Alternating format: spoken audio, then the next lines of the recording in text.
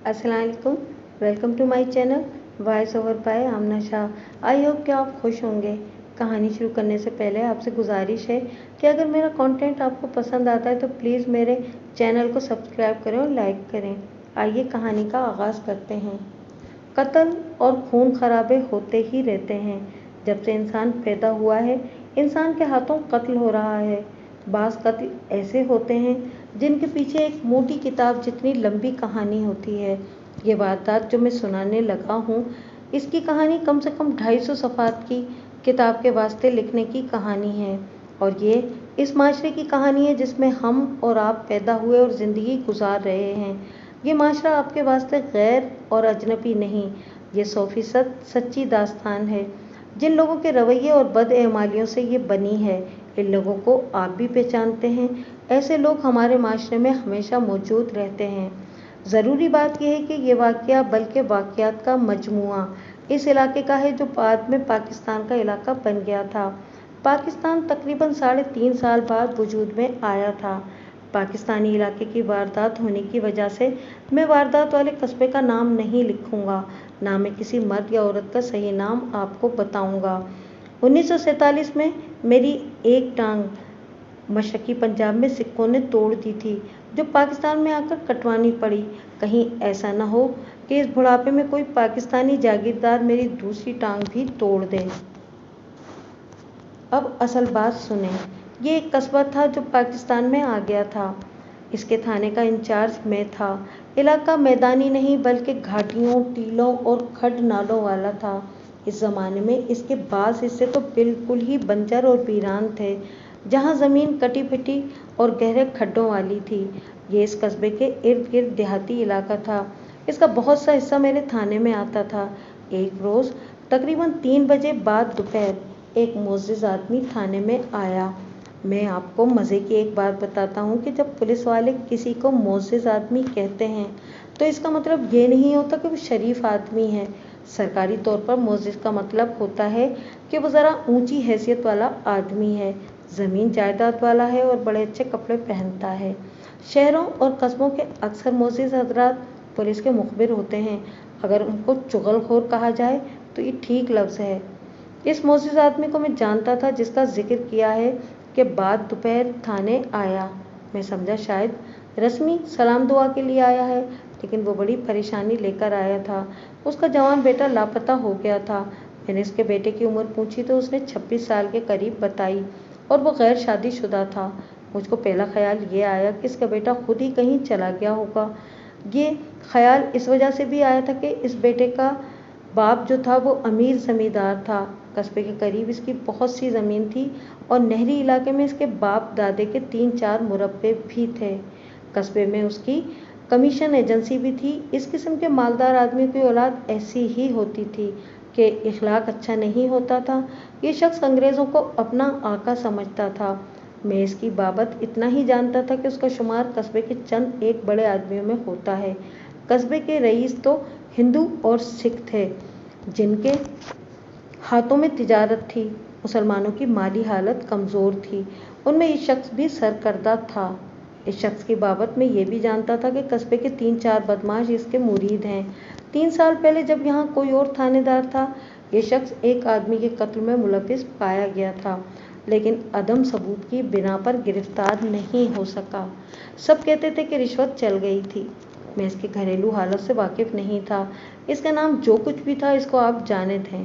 मैं इसको ख्वाजा कहूँगा और इसके बेटे का फर्जी नाम बशीर रख लेता हूँ। मैंने इससे पूछा कि इसको ये ख्याल क्यों आया है कि उसका बेटा लापता हो गया है। ये भी तो हो सकता है कि सैर सपाटे के वास्ते कहीं चला गया हो।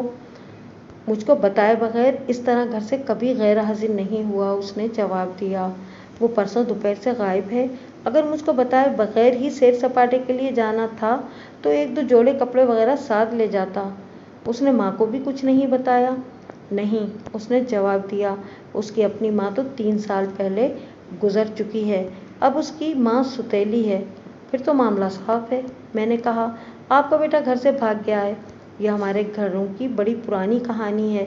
दूसरी बीवी खामिंदों की पहली बीवियों की औलादों के साथ बहुत बुरा सलूक करती हैं। लड़कियां बेचारी भाग नहीं सकती, लड़के घरों से भाग जाते हैं।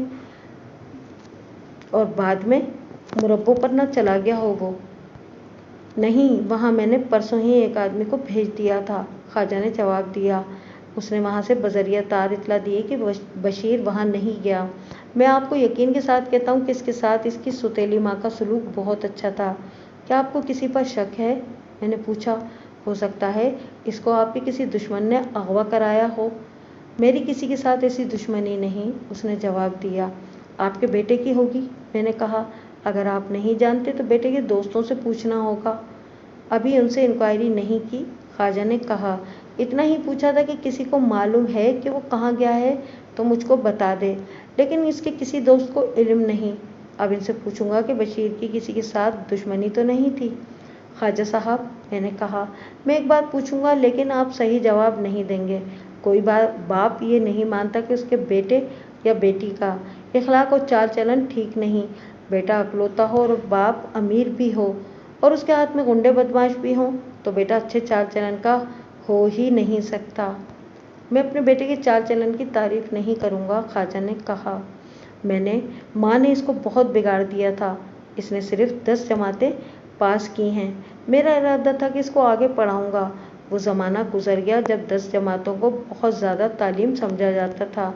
अब लड़के को कम से कम BA तो होना ही चाहिए। तालीम को छोड़ें ख्वाजा साहब, मैंने उसकी बात को मुख्तसर करने की उससे कहा। बेटे के चाल चलन की बात करें, मैंने ये देखना है कि वो खुद कहीं चला गया है या किसी दुश्मन की इंतकामी कार्रवाई का शिकार हो गया है। उसने अपने बेटे का चाल चलन तो बयान कर दिया, लेकिन कोई ऐसा संगीन और शदीद नुक्स ना बताया जो किसी की दुश्मनी का बायस बनता हो। मैं समझ रहा था कि वो अपने बेटे की बदचलनी पर पर्दा डालने की कोशिश कर रहा है, लेकिन मेरी मजबूरी ये थी कि मैंने उसके बेटे की गुमशुदगी की रिपोर्ट दर्ज करनी थी। मेरे दिमाग में यही एक शक था कि उसका लाडला बेटा सौतेली माँ के सलूक से तंग आकर भाग गया है। एक बात बताएं ख्वाजा साहब, मैंने कहा, आपने ये मालूम करने की कोशिश नहीं की होगी कि आपके बेटे का कोई दोस्त भी घर से गैर हाजिर होगा या किसी की लड़की लापता हो गई होगी? इसके दोस्तों को मैं जानता हूँ, उसने कहा। वो सब यही हैं और किसी लड़की की बाबत में कुछ नहीं जानता। मैंने लड़के का हुलिया वगैरह लिख लिया। ख्वाजा इसके साथ एक फ़ोटो भी लाया था, वो भी रख लिया और जो कागजी कार्रवाई करनी थी वो कर ली और ख्वाजा से कहा कि वो अपने तौर पर भी सुराग रसानी करता रहे। ये सिलसिला आजकल भी चलता है कि मैं पहले इन जिन मोअज़्ज़िज़ीन का जिक्र किया है, थानेदार के लिए वो सलाम को बारी बारी आते हैं। हमारे वक्तों में यानी अंग्रेज़ों की हुकूमत में ये सिलसिला ज़्यादा चलता था। इस वक्त थानेदार अपना रौब दाब रखते थे और उनका किरदार ऐसा था कि लोग इनसे डरते और उनकी इज्जत करते थे।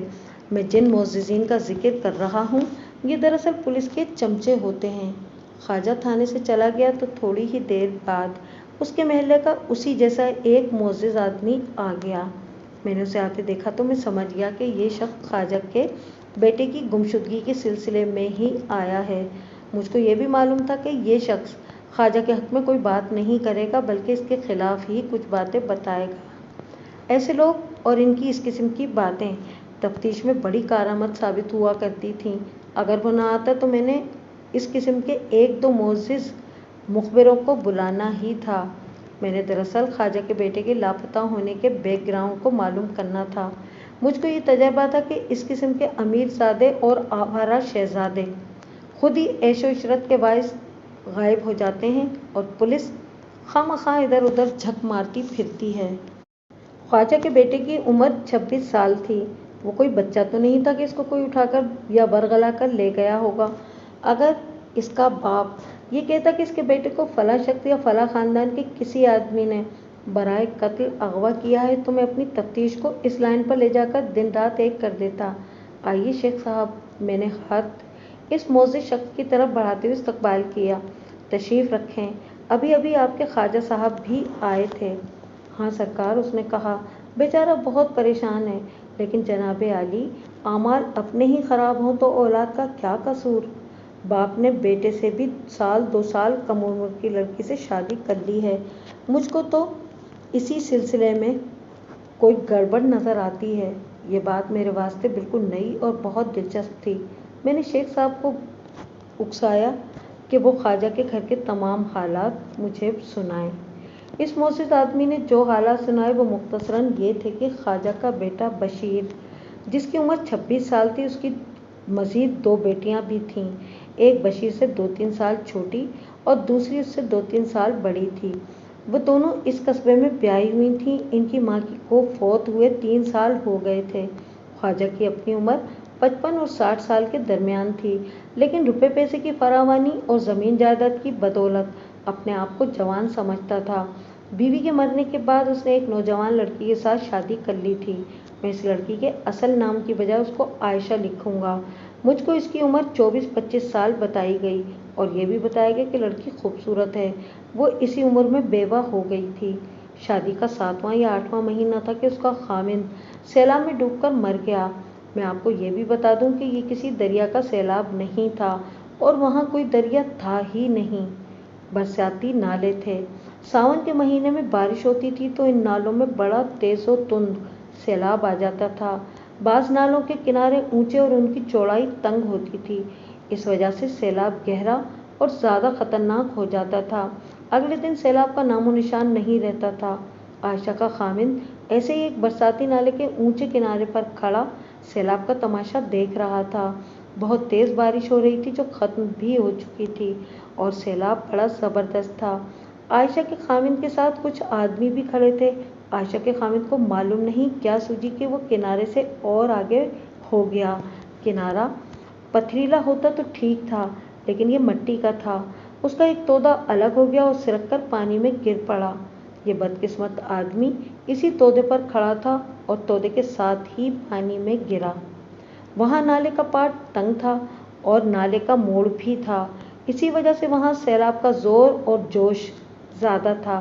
کنارے پر کھڑے آدمیوں میں خواجہ کا بیٹا بشیر بھی تھا۔ اس نے نالے میں چھلانگ لگا دی۔ اس کا شاید یہ خیال تھا کہ عائشہ کا خاوند تیرنا نہیں جانتا۔ بشیر نے اس کو بچانے کی بہت کوشش کی، لیکن عائشہ کا خاوند زندہ نہ نکل سکا۔ بشیر اس کو سیلاب سے تو نکال کر باہر لے آیا، لیکن اس کے اندر اتنا زیادہ پانی چلا گیا تھا کہ وہ زندہ نہ رہ سکا۔ اس حادثے کے کچھ مہینوں بعد خواجہ نے عائشہ کے ساتھ شادی کر لی۔ مجھ کو بتایا گیا کہ ذات پات اور آمدنی وغیرہ کے لحاظ سے عائشہ کا خاندان مڈل کلاس تھا۔ یہ بتانے سے میرا مطلب یہ ہے کہ عائشہ کا خاندان خواجہ کی سوشل پوزیشن سے خاصا کم تھا۔ ایک ضروری بات بتائیں شیخ صاحب، میں نے پوچھا، کیا آپ بتا سکتے ہیں کہ اس نوجوان سوتیلی ماں کا بشیر کے ساتھ کیا رویہ تھا؟ رویہ 2 طرح کا ہو سکتا ہے۔ ایک یہ کہ سوتیلی ماں اس کے ساتھ اچھا رویہ نہیں رکھتی ہوگی، دوسرے یہ کہ بشیر جوان اور امیر زادہ تھا، اس نے سوتیلی ماں کی عزت پر ہاتھ ڈالا ہوگا، اور تیسری بات یہ بھی ہو سکتی ہے کہ اس نوجوان لڑکی نے بشیر کے ساتھ کوئی تعلق پیدا کرنے کی کوشش کی ہوگی اور بشیر نے اس کو اپنے باپ کی بیوی سمجھتے ہوئے یہ تعلق قبول نہیں کیا ہوگا۔ آپ خود سیانے ہیں حضور، شیخ صاحب نے کہا۔ عورتوں کی نظر بڑی گہری اور دور تک جاتی ہے۔ محلے کی عورتیں خواجہ کے گھر آتی جاتی رہتی ہیں۔ وہ دراصل یہ دیکھنے جاتی ہیں کہ ایک نوجوان لڑکی ایک بوڑھے آدمی کے ساتھ کس طرح نبھا کر رہی ہے۔ میری بیوی نے خود بھی دیکھا ہے اور محلے کی عورتوں سے سنا بھی ہے کہ بشیر جو عام طور پر باہر ہی گھومتا پھرتا رہتا تھا، عائشہ کے آ جانے سے بہت کم باہر نکلتا ہے، اور باہر اس وقت نکلتا ہے جب اس کا باپ گھر میں ہوتا ہے۔ عورتوں نے تو یہ بھی دیکھا ہے کہ عائشہ بشیر کا بہت زیادہ خیال رکھتی ہے، اور ان دونوں کو ایک ہی چرپائی پر اکٹھے بیٹھے کئی بار دیکھا گیا ہے، اور میں نے اڑتی اڑتی سنی ہے کہ خواجہ کو اپنے بیٹے کا یہ رویہ پسند نہیں۔ مجھ کو ایک مشورہ دیں، میں نے کہا۔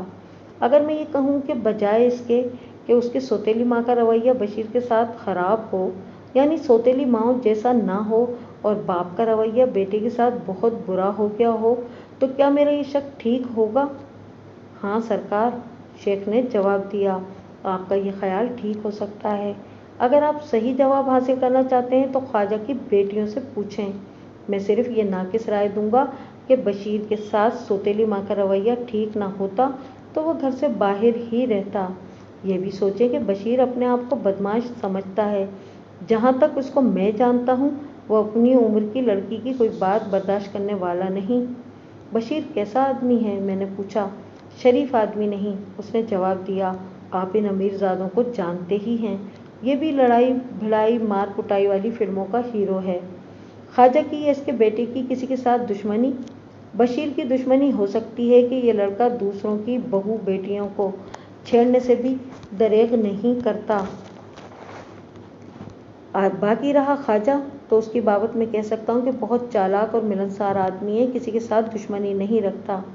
मैंने तो कुछ और सुना था। मैंने कहा, मेरे यहाँ आने से पहले कत्ल की एक वारदात हुई थी जो सुना है ख्वाजा ने करवाई थी।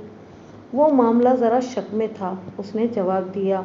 लोग कहते हैं कि वो आदमी ख्वाजा ने ही कत्ल कराया था, लेकिन वो बात 3-4 साल पुरानी हो गई है। अगर किसी ने ख्वाजा से इंतकाम लेना होता तो वो इतना अरसा इंतज़ार न करता।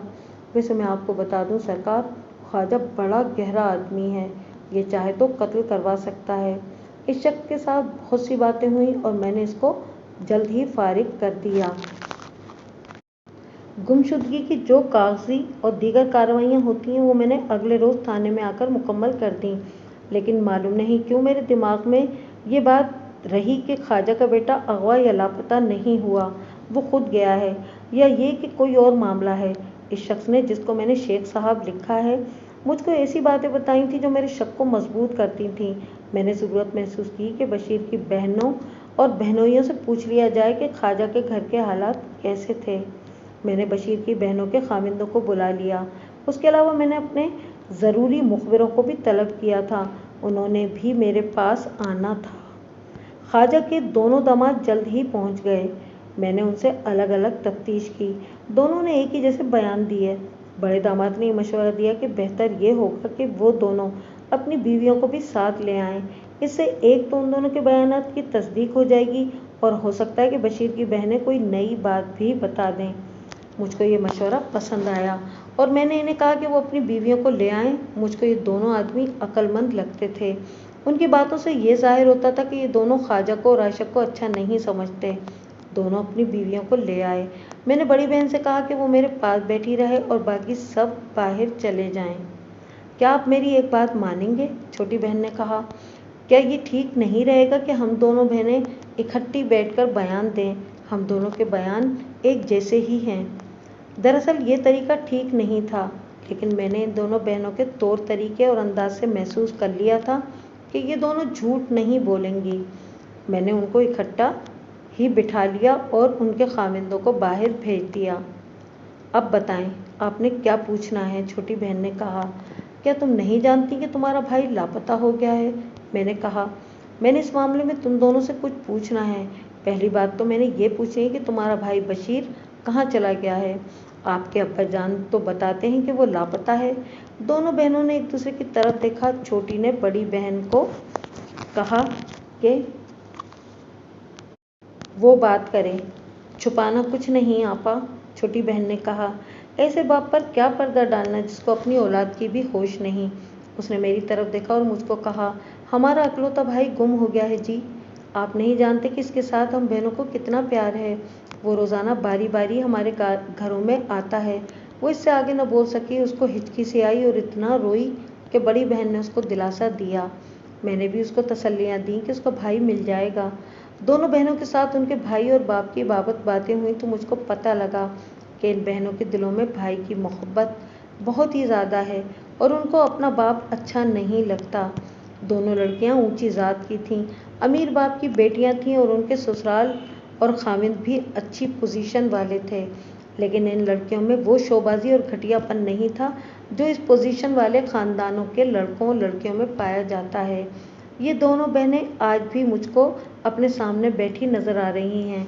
उन्होंने मेरे आगे बड़ा ही अजीब इंकिशाफ किया, जिसको मैं एक दिलचस्प ड्रामा कहूँगा। अगर मैं कहूँ कि बाप ने खुद ही अपने बेटे को गायब कर दिया है तो आपको यकीन नहीं आएगा, बड़ी बहन ने कहा।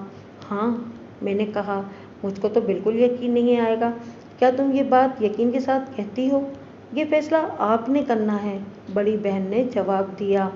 सुना है कि थानेदार ज़मीन के नीचे से भी राज निकाल लिया करते हैं। तुम कुछ बताओ तो मैं राज निकाल लूँगा, मैंने कहा।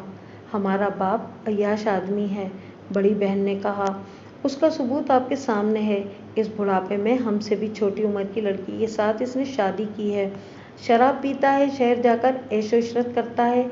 इसकी एक बैठक अलग है। इस कमरे में जब बैठता है तो घर का कोई फर्द इस कमरे में जाने की जुर्रत नहीं करता। ये कमरा इसके बदमाशों के वास्ते या बदमाश औरतों के वास्ते है। हमारी माँ को तो इसने ज़रख़रीद लौंडी बनाकर रखा हुआ था, छोटी बहन ने कहा। लेकिन हमारी माँ को वो रुपए पैसे की या ज़रूरत की दूसरी चीज़ों की तंगी नहीं देता था। हमारी माँ घर की मलका थी, स्याह और सफ़ेद की मालिक थी। उसका हुक्म चलता था, लेकिन हमारे बाप की प्राइवेट ज़िंदगी में दखल देने का उसको हक हासिल नहीं था। आगे तुम बताओ आपा। असल बात यह है भाई जी, बड़ी बहन ने कहा, हमारा भाई इस लड़की के साथ शादी करना चाहता था जो हमारे बाप की बीवी बनी हुई है। उसका नाम आयशा है। उसकी जब पहली शादी भी नहीं हुई थी तो बशीर ने हम दोनों से कहा था कि वो आयशा के साथ शादी करना चाहता है। ये दोनों एक दूसरे को चाहते थे। मैंने आयशा के साथ बात की थी। उसने कहा था कि वो बशीर को इतना ज़्यादा चाहती है कि किसी और के साथ उसकी शादी हो गई तो वो खामिद को जहर दे देगी या खुद जहर खा लेगी, या आपस में मिलते मिलाते होंगे। मैंने कहा, ज़्यादा नहीं, उसने कहा, या छुप छुप कर नहीं। आयशा कभी कभार उससे मिलती थी, वो भी हमारे घर।